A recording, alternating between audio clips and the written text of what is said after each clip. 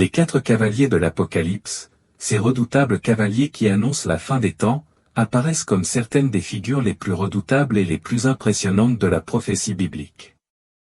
Leur représentation dramatique dans Apocalypse 6, 1, puis les transforme de simples mythes en agents de bouleversement cosmique prêts à déclencher un chaos sans précédent sur la Terre pendant la fin des temps.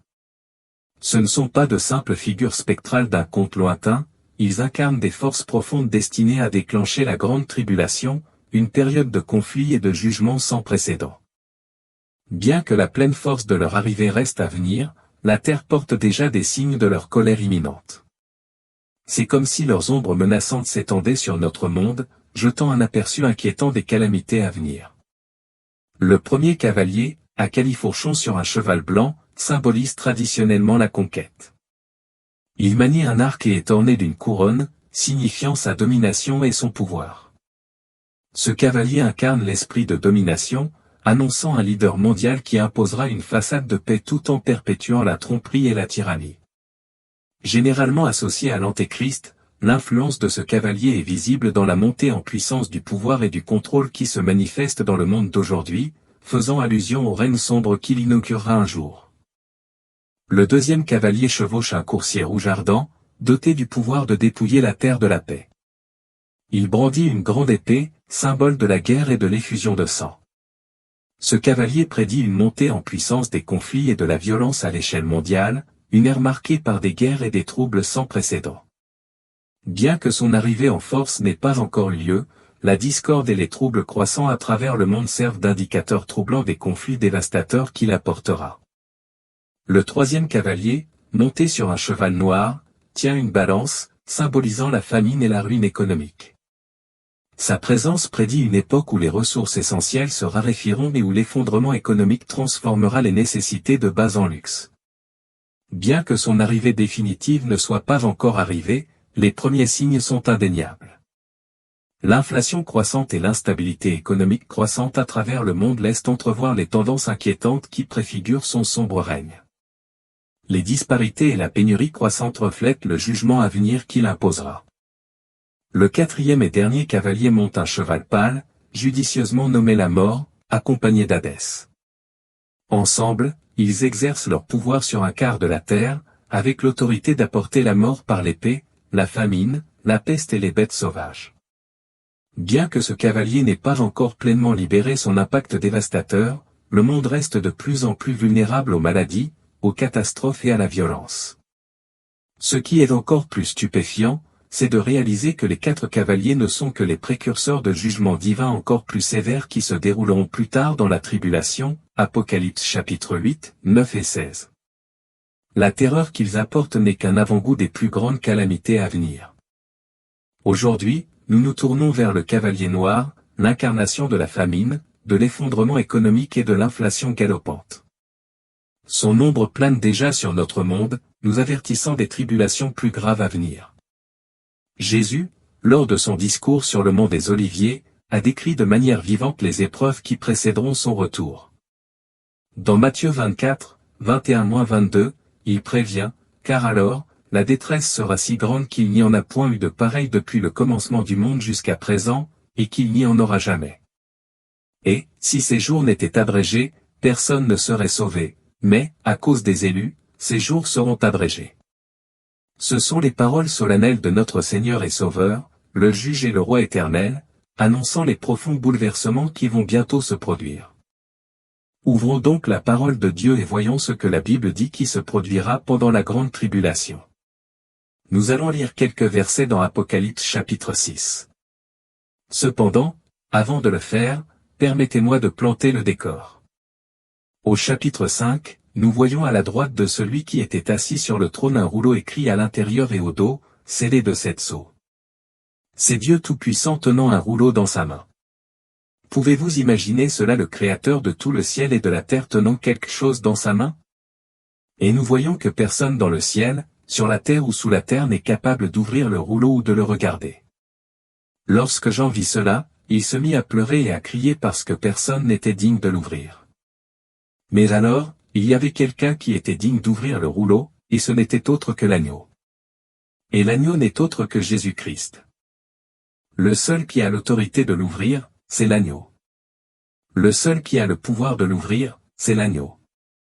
Le seul qui a la capacité de l'ouvrir, c'est l'agneau. Qui d'autre a le droit d'ouvrir les sceaux, si ce n'est l'agneau qui a versé son sang avant la fondation du monde? Et puis, nous voyons l'agneau prendre le livre de celui qui est assis sur le trône, celui qui n'est autre que Dieu Tout-Puissant. Voyons maintenant les jugements qui s'abattent sur cette terre. Apocalypse 6, 1 lui dit, « Et je regardai, quand l'agneau ouvrit l'un des sceaux, et j'entendis comme un bruit de tonnerre, l'un des 4 êtres vivants qui disait, « Viens. » Et je regardai, et voici, parut un cheval blanc. Celui qui le montait avait un arc, une couronne lui fut donnée. Il partit en vainqueur et pour vaincre. Quand il ouvrit le second sceau, j'entendis le second être vivant qui disait, « Viens. » Et il sortit un autre cheval roux. Celui qui le montait reçut le pouvoir d'enlever la paix de la terre, afin que les hommes s'entretuent. Une grande épée lui fut donnée. Quand il ouvrit le troisième sceau, j'entendis le troisième être vivant qui disait, « Viens. » Je regardai, et voici, parut un cheval noir. Celui qui le montait tenait une balance dans sa main. Et j'entendis une voix au milieu des 4 êtres vivants qui disait, « Une mesure de blé pour un denier, et 3 mesures d'orge pour un denier, et prends garde de ne pas faire de mal à l'huile et au vin. » Quand il ouvrit le 4e sceau, j'entendis la voix du 4e être vivant qui disait, « Viens. » Je regardai, et voici, parut un cheval pâle. Celui qui le montait s'appelait la mort, et le séjour des morts l'accompagnait. Vous savez, ce que l'ouverture des sceaux me dit, c'est qu'un temps vient que le monde n'a jamais vu auparavant. Il y a un temps qui arrive sur cette terre auquel le monde n'est pas prêt. Tel sera le spectacle de ces grands jours de tribulation. De plus, les hommes seront finalement amenés à abandonner leur propre force et à reconnaître la grandeur de Jésus-Christ. Nous vivons une époque de profond changement, où les paroles prophétiques des Écritures semblent jaillir des pages et envahir notre vie quotidienne. En tant que croyants, il est essentiel que nous gardions les yeux ouverts sur les signes qui nous entourent. Car les prophéties de la fin des temps ne se profilent pas seulement à l'horizon, elles se déroulent sous nos yeux. Pourtant, il y a un signe particulier, un marqueur des temps, que beaucoup négligent. Il est caché à la vue de tous, opérant subtilement mais avec une force indéniable, nous poussant plus près de la conclusion du livre de l'Apocalypse. Ce signe, frères et sœurs, est l'inflation.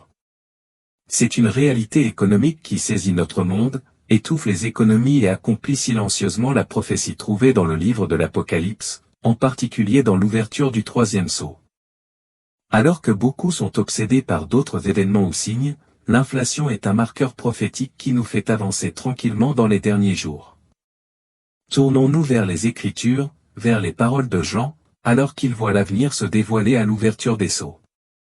Dans Apocalypse 6, 5-6, nous lisons, « Quand l'agneau ouvrit le 3e sceau, j'entendis le 3e être vivant qui disait, « Viens. » Je regardai, et voici, parut un cheval noir. Celui qui le montait tenait une balance dans sa main. Puis j'entendis comme une voix parmi les 4 êtres vivants qui disait, « 2 mines de blé pour un salaire de jour, et 6 mines d'orge pour un salaire de jour, et ne gâchez pas l'huile et le vin. » L'imagerie ici est frappante, un cheval noir, symbole de famine et de difficultés économiques, apparaît comme. Le 3e sceau est ouvert. Son cavalier tient une balance, symbole de la mesure de la nourriture, indicateur de pénurie et d'inflation. La voix proclame que les denrées alimentaires de base, comme le blé et l'orge, coûteront le salaire d'une journée entière, ce qui reflète une hausse inflationniste exorbitante. Pendant ce temps, les produits de luxe, comme l'huile et le vin, restent disponibles, mais seulement pour ceux qui peuvent se les permettre. Dans notre monde actuel, nous voyons l'inflation s'emparer des économies du monde entier. Les prix augmentent rapidement et la valeur de l'argent diminue. Mais ce que beaucoup ne réalisent pas, c'est que cette tendance économique n'est pas seulement le résultat de politiques défectueuses ou de pandémies, bien que ces facteurs puissent y contribuer. C'est un précurseur de la prophétie que nous voyons dans l'Apocalypse. L'inflation, à la base, fait référence à la baisse du pouvoir d'achat d'une monnaie donnée au fil du temps. En termes simples, cela signifie que l'argent que vous avez dans votre poche permet d'acheter moins qu'avant. À mesure que les prix des biens et des services augmentent, la valeur de la monnaie diminue. Il s'agit d'une forme subtile de tension économique, mais qui a des conséquences de grande portée, en particulier pour ceux qui ont déjà du mal à joindre les deux bouts. Récemment, le président de la Réserve fédérale américaine, Jerome Powell, a explicitement soutenu la baisse des taux d'intérêt, affirmant qu'un ralentissement supplémentaire du marché du travail serait malvenu et exprimant sa confiance dans le fait que l'inflation est à portée de l'objectif de 2% de la Banque centrale. L'inflation a considérablement baissé au cours des 2 dernières années. Cependant, il est important de noter que même si l'inflation a baissé, cela ne signifie pas que ses effets ne se font pas encore sentir. C'est une distinction cruciale que beaucoup de gens négligent. Lorsqu'ils entendent que l'inflation baisse, ils supposent que les prix des biens et des services deviennent moins chers. Mais ce n'est pas le cas. Les prix continuent d'augmenter, mais pas aussi rapidement qu'auparavant. Par exemple, si le prix des produits alimentaires a augmenté de 10% l'année dernière et n'a augmenté que de 5% cette année, cela ne signifie pas que les produits alimentaires sont moins chers. Ils sont toujours plus chers qu'il y a 2 ans. C'est un point essentiel que beaucoup ne saisissent pas. Alors que nous réfléchissons au cavalier noir de l'Apocalypse, il est essentiel de souligner qu'il n'est pas encore arrivé dans son intégralité. C'est presque comme si nous assistions aux ombres de sa venue projetée sur la Terre, un précurseur de ce qui est à venir. Les tendances inflationnistes actuelles que nous observons à travers le monde servent de préfiguration, d'avertissement des jours sombres à venir lorsque ce cavalier noir fera sa terrible entrée. La pire période d'inflation aux États-Unis au XXIe siècle s'est produite entre 2021 et 2022. Pendant cette période, l'inflation a atteint des niveaux jamais vus depuis plus de 40 ans. En juin 2022, l'inflation a culminé à 9,1%, le taux le plus élevé depuis 1981. Les prix des denrées alimentaires ont grimpé en flèche, le coût des produits d'épicerie augmentant de plus de 10%, tandis que les prix de l'essence ont grimpé de plus de 48% en une seule année. Les prix des loyers et des logements ont grimpé en flèche, laissant de nombreuses personnes dans l'incapacité de garder un toit au-dessus de leur tête. Pour des millions de familles, les produits de première nécessité comme la nourriture, le carburant et le logement sont devenus plus chers que jamais, mettant à rude épreuve les budgets des ménages jusqu'au point de rupture. Mais ce dont nous avons été témoins jusqu'à présent n'est qu'un aperçu de ce qui se passera lors de la grande tribulation. Bien que ces périodes d'instabilité économique soient douloureuses, elles ne sont rien en comparaison des difficultés économiques cataclysmiques que les cavaliers noirs déclencheront. Les vagues d'inflation que nous avons connues ces dernières années sont un signe avant-coureur, un prélude à l'accomplissement de la prophétie que Jean a vue dans sa vision. La prophétie d'Apocalypse 6h5 et 6 nous dit que lorsque les cavaliers noirs arriveront, la pénurie et les turbulences économiques atteindront des niveaux auparavant inimaginables. L'image du blé et de l'orge coûtant le salaire d'une journée entière dresse un sombre tableau de la vie sous l'influence de ce cavalier. En termes actuels, imaginez travailler toute une journée juste pour s'offrir une petite miche de pain ou une poignée de céréales de base, tandis que les riches continuent de se livrer à des luxes comme l'huile et le vin. Ce niveau de disparité économique et de dévastation sera sans précédent dans le monde. Il y a là une leçon profonde pour nous, frères et sœurs, car pour certaines personnes dans le monde, c'est déjà leur réalité quotidienne. La pénurie et les difficultés que la prophétie prédit ne sont pas un avenir lointain pour eux, c'est leur combat actuel. Dans de nombreuses parties du monde, les gens travaillent déjà sans relâche, non pas pour le luxe, mais simplement pour assurer un maigre repas à leur famille. Ils travaillent toute la journée juste pour se procurer les nécessités les plus élémentaires, tandis que d'autres, dans des circonstances plus heureuses, jouissent de l'abondance des ressources et de la richesse. Même au milieu de nos propres difficultés économiques, nous avons une raison de remercier Dieu. Si vous êtes en mesure de mettre de la nourriture sur votre table, si vous avez un abri et les moyens de subvenir aux besoins de vos proches, alors vous êtes déjà plus bénis que d'innombrables autres. Ne prenons pas ces bénédictions pour acquises. Soyons reconnaissants pour ce que nous avons et reconnaissons que Dieu continue de subvenir à nos besoins, même dans les moments difficiles. La gratitude face aux difficultés renforce notre foi et nous rappelle que la grâce de Dieu suffit à tous nos besoins. Bien que l'inflation ait diminué ces derniers mois, une grande majorité de personnes ont une idée fausse. Lorsqu'ils entendent que l'inflation a diminué, Ils pensent à tort que cela signifie que les prix des biens et des services baissent ou deviennent moins chers. Ce n'est pas correct. C'est ce qu'on appelle la déflation. Lorsque nous entendons que le taux d'inflation baisse, cela signifie essentiellement que les prix des biens et des services continuent d'augmenter, mais pas à la même vitesse qu'auparavant. Donc, fondamentalement, les prix continuent d'augmenter, mais pas à la même vitesse qu'avant. Par conséquent, cette année, nous pouvons encore voir les signes avant-coureurs de l'arrivée du cheval noir. Nous pouvons voir l'événement prophétique se produire et le cavalier avec le cheval noir arriver lentement sur la scène mondiale. Mais je veux vous encourager aujourd'hui, ne vous découragez pas. Ne vivez pas dans la peur.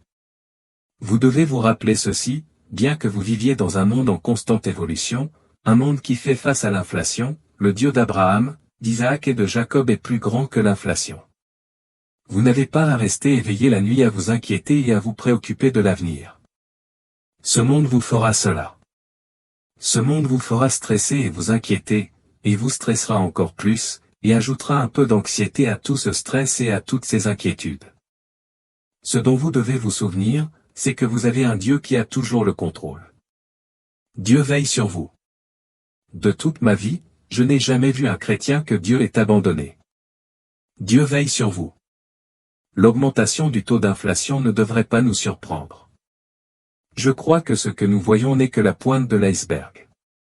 Le cavalier noir finira par venir avec toute sa force, mais en tant qu'enfant de Dieu, vous n'avez pas à vivre dans la peur. Plongeons dans la profondeur du psaume 23, un passage réputé pour sa promesse réconfortante et sa connexion intime avec Dieu. Ce chapitre est l'un des plus précieux de la Bible, connu pour ses paroles apaisantes et sa profonde perspicacité spirituelle. Pourtant, lorsque nous le relisons, avec un regard neuf et une compréhension plus profonde, nous remarquons une belle transition dans la relation de David avec Dieu. Dans les premiers versets, David parle de Dieu à la troisième personne, réfléchissant sur la direction et les soins divins qu'il reçoit. L'Éternel est mon berger, je ne manquerai de rien. Il me fait reposer dans de verts pâturages, il me conduit près des eaux paisibles. Il restaure mon âme, il me conduit dans les sentiers de la justice, à cause de son nom. Ici, David décrit la providence et la protection de Dieu sur un ton réfléchi. Dieu est représenté comme un berger, guidant et nourrissant, offrant un lieu serein pour le repos et le renouvellement. L'imagerie des pâturages verts et des eaux calmes évoque la paix et le rafraîchissement spirituel, soulignant le rôle du berger dans la restauration de l'âme et la conduite sur des chemins justes. Cependant, un changement significatif se produit au verset 4. Le ton change, passant de la parole à Dieu à une parole directement adressée à lui. Si je marche dans la vallée de l'ombre de la mort, je ne crains aucun mal, car tu es avec moi. Dans ce moment d'obscurité et de péril, le langage de David devient plus personnel et intime. La transition du « il » au « tu » signifie une communion profonde et directe avec Dieu. C'est dans l'ombre du danger et de la mort que la foi de David évolue d'une croyance générale en la bonté de Dieu à une confiance profonde et personnelle en sa présence et sa protection. Ce changement souligne la proximité et l'immédiateté de la relation de David avec Dieu. David continue. Je ne craindrai aucun mal, je ne craindrai pas l'avenir, je ne craindrai pas le présent, je ne craindrai pas l'économie, je ne craindrai pas les changements de politique, car tu es avec moi. Ta houlette et ton bâton me rassurent. Tu dresses une table devant moi en présence de mes ennemis, tu oins d'huile ma tête, ma coupe déborde. Ici, la confiance de David dans le pouvoir protecteur et provisoire de Dieu est palpable.